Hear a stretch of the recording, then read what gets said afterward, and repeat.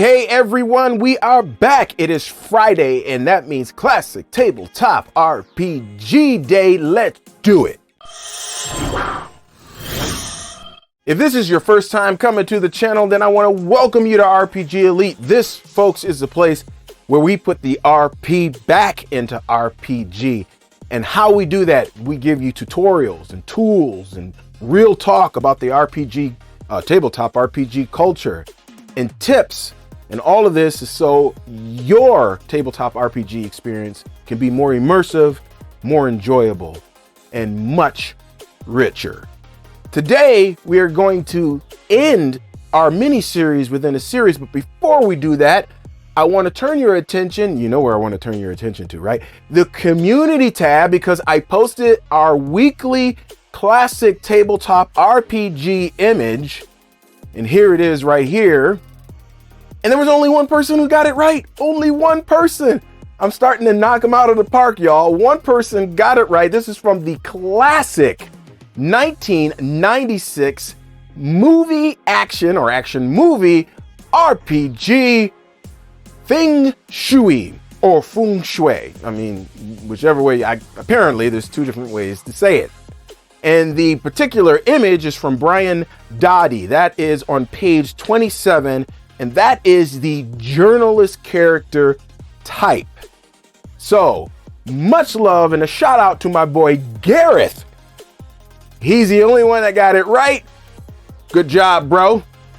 And we got another one coming up on Monday. Now, this is how I do my weekly tabletop RPG images over at the community tab. I post them on Monday. You have until Wednesday, maybe the middle of Thursday. So three and a half days to guess before my video goes up and gets scheduled for the next day. So make sure that you're a part of it next time. And if you're not sure, what are you talking about, this community tab thing? Link is down in the description below. Well, let's get right into it, folks.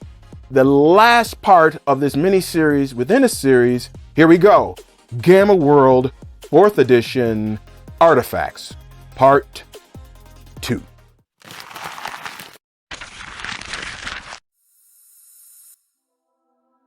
The initial condition of an artifact is important. Again, the GM can arbitrarily decide whether an artifact is operational. However, in cases where the GM has no idea what condition an artifact may be in, they can roll on the artifact condition table, ignoring the repair difficulty, which only applies to examiner class PCs. An artifact may not work but still be operational if it needs power, but none is available. Gamma World 4th edition is similar to 1st and 3rd edition in that it has an artifact matrix called a diagram. It looks much different than those in the other editions.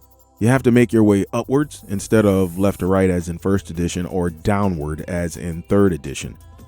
The number separations are a little odd too. There are PDF copies of 4th edition that are out there on the internet that are missing the lines and arrows in the artifact diagram. Now, my version, which I'm showing you here in this video, can be downloaded via a link in the description below if you have one of those older copies and you want to replace it with one that is complete.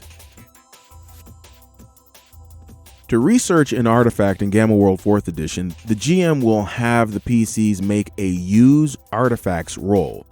A PC's starting position on the artifacts diagram is equal to the artifact's complexity subtracted from the character's Use Artifacts score. Once that is determined, the PC rolls 1d10 to determine which line on the diagram to follow. If the PC rolls a number that's not on the diagram, they haven't moved from their current position. If the PC arrives at a box that has a higher number than the artifact's complexity, they are unable to decipher the artifact. Some of the simplest artifacts may be a chore to figure out if the PCs have no idea what it's supposed to be used for or have no experience with it. However, there are situations that will give the PCs an advantage when performing artifact research. This is reflected on the Artifact Examination Modifiers table. These modifiers should be applied at the beginning of the research process. If after the modifiers have been applied, the starting position on the diagram is 2 or less, then they automatically can figure it out with no problem. They don't have to go through the whole process of rolling to identify the artifact. The PCs will have to give the artifacts they discover a name once they have successfully researched them, since conventional names from the past are not known. So if you want to simulate possible knowledge concerning the name of the artifact, just have the PCs make an intelligence check. After that, use the difference in their tech level versus the artifacts as a bonus or penalty. Now, this reflects the likelihood the PCs may have heard or come across information on an item, signifying lower tech level items being more likely to be known than higher tech level items. So if the character is tech level 3 and they're trying to figure out the name of a tech level 1 item, they get a bonus of +2. However, if the artifact's tech level is 6, then they get a penalty of -3. Okay, here we are in Foundry, and we're going to be researching some artifacts in Gamma World 4th Edition. And so we're going to pull up our character, who is Bondo, if you remember from the series, and you guys know that I'm going to like this because I really like this character if you've been following along. So Bondo is going to try to figure out how to use some artifacts. We're going to do 2 artifacts. One is going to be a simpler artifact, and it's from what we did in the previous video. So we're going to try to figure out the lantern that was seeded in the last campaign, and then, or not in the last campaign, but in the last video. And then we're going to try to figure out something a little bit more complex than that. I'll keep that on the DL until we get there. So first, we have to figure out the complexity of the lantern. So let's go to the common equipment table here to figure it out. And it looks like a lantern here. Okay, we got lantern. We got the average cost. We've got the weight in kilograms. We've got tech level. We have no complexity. So in order to give the lantern a complexity, we have to go to the sample complexities table. I'm gonna make that a little bigger. And we got to find where a lantern would fall in this. And I definitely would say it's going to fall into probably 5-6 category here. And I'm going to lean on 6 here. Manual pencil sharpener, yeah. So I'm going to lean on 6 is the complexity of the lantern. So now that we figured out the lantern, let's go ahead and figure out where Bondo is going to start here on the use artifacts diagram. Let me close this out. So in order to know where he's going to start on this diagram, we're going to take the complexity and then we're going to subtract his use artifacts. Let's pull him back up real quick. Oops. Pull him back up. Now his use artifacts is 3. So 6 minus 3 is 3. So he's going to start here at 3. But we've got something else going on here as well. We need to go to the modifiers next to see if there's any modifiers. And we're going to say that since this is a lantern and he's tech level 3 and the lantern is tech level 3, he's probably seen this before. And I'm going to say he's probably seen it used repeatedly at a distance. I'm just going to say he just saw it used repeatedly. So if that's the case, if we go back here, he's got a +4, and a +4 is going to put him at a -2. And that means that he automatically knows what it does. He doesn't need to make any rolls. He's just that smart. So he knows what the lantern is, no rolls needed, and we're done with that one. Simple enough, right? So let's go to the second one. And the second one is going to be a little bit more complex.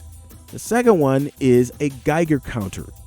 Now, I've already looked it up on the equipment list, and the Geiger counter is a complexity of 15. Whoa, pretty high. So if we start there, we subtract Bondo's use artifacts, which is 3. We're going to go here. And we're going to say he's never seen one of these. He doesn't have any instructions. He's starting from scratch. So we're just going to start right here at 12. Now, we're just going to do 1 hour's worth of research. So the video isn't long. We're just going to see how far Bondo can get to figuring this out in an hour. So that means I'm going to roll 6 times because each roll equals 10 minutes of game time. So we're starting here at number 12, and you roll 1d10, and I'm going to go over here to chat, open that up, and let's see what happens on the first roll. Roll 7. That's good. He goes up 6 to 10 right here. Goes up to number 11. So that's what's happened in the first 10 minutes. So let's see what happens in the second 10 minutes. 4. So we go here, and a 4, 5, and a 6 and 10. Whoa. Goes to 10. All right, so we're at number 11 or number 10 now. We're at 10. And we've been at this for 20 minutes, or he's been at it for 20 minutes. So let's see what happens in the third one, which is 7. He's doing really good. He goes to 9. And I would continue to explain and giving more hints giving more like clearer hints as far as what it's about. And it's good to have a picture as the GM so you can explain in detail small things the more that they get closer to its true function. So now we're at 9, and we got 3 more rolls to go. Let's go with number 4. Ooh, man, I'm knocking it out of the park, or he's knocking it out of the park. All right, so we've got 8 here. I would give another good clue. Reroll again. Ooh, man, just doing well here at a 7. All right. And on the last roll, we're going to see how far he can go. Man, he did really well. I did really well. You got it all the way up here. So then you would just continue to go up until you go to the true function, until you get less than 2 and get to the true function. So that is how that would work, and that is how Bondo, who just knocking it out of the park on a Geiger counter, would do artifact research, and how you would have your PCs go through artifact research. And that's it. That's going to wrap up this mini series. And if you are liking this content, whether it be these classic tabletop RPG series or whether it be other content, then you need to go ahead and make sure that you hit that subscribe button and hit that notification bell. But when it comes to this particular video, I mean, if you thought everything was copacetic and was cool and you got some value out of it, then you need to crush the like button. That's how we do it here, folks. Crush that like button, because that just gives me all kinds of YouTube algorithm love. That'll do it for me. You got a game this weekend? Awesome. Happy gaming. And until next time, God willing, I will catch you on the flip. Peace.